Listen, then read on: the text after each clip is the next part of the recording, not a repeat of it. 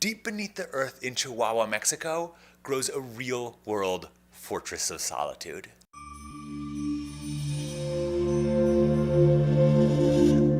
In 1910, in the Nica mine in Mexico, the Penoles Mining Company discovered what came to be known as the Cave of Swords. It was an 80-meter-long hallway with beautiful gypsum crystals growing up to 2 meters in length. Unfortunately, the cave was opened up for exploration and later tourism, which destroyed many of the crystals. 90 years later, 2 miners working for the same company stumbled on another cave, except this one was much, much bigger.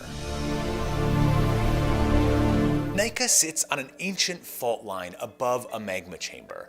This heated the groundwater and filled it with sulfide ions. So when this hot sulfide brew met with the cool oxygenated water in the cave, they didn't mix exactly, they kind of sat on top of each other, but the oxygen began to diffuse into this rich sulfide soup, and slowly, at an infinitesimal pace, these crystals began to form. They have been growing for 500,000 years. Today, the largest crystal in the cave is 12 meters in length, 4 meters in diameter, and 55 tons. It is 20 times bigger than any previously known crystal. Amazingly, there's no limit to how big these crystals can get. Given enough time, they will grow ever larger. These are Fortress of Solitude crystals. They are Superman crystals. One big difference between the Fortress of Solitude and the Cave of Crystals is the temperature. The Cave of Crystals is blisteringly hot. It is 50 degrees Celsius or 122 Fahrenheit, and the humidity level is a constant 90%.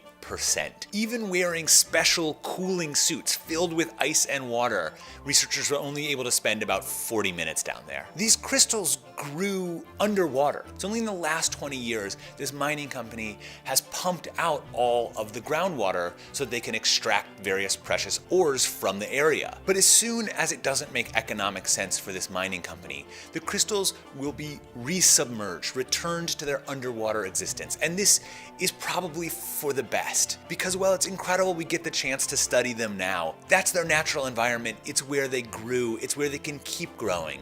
And I think considering how beautiful but also how fragile these are, just knowing that they're under your feet growing ever larger is more than enough. Subscribe here and watch more videos here. This isn't gypsum, this is salt.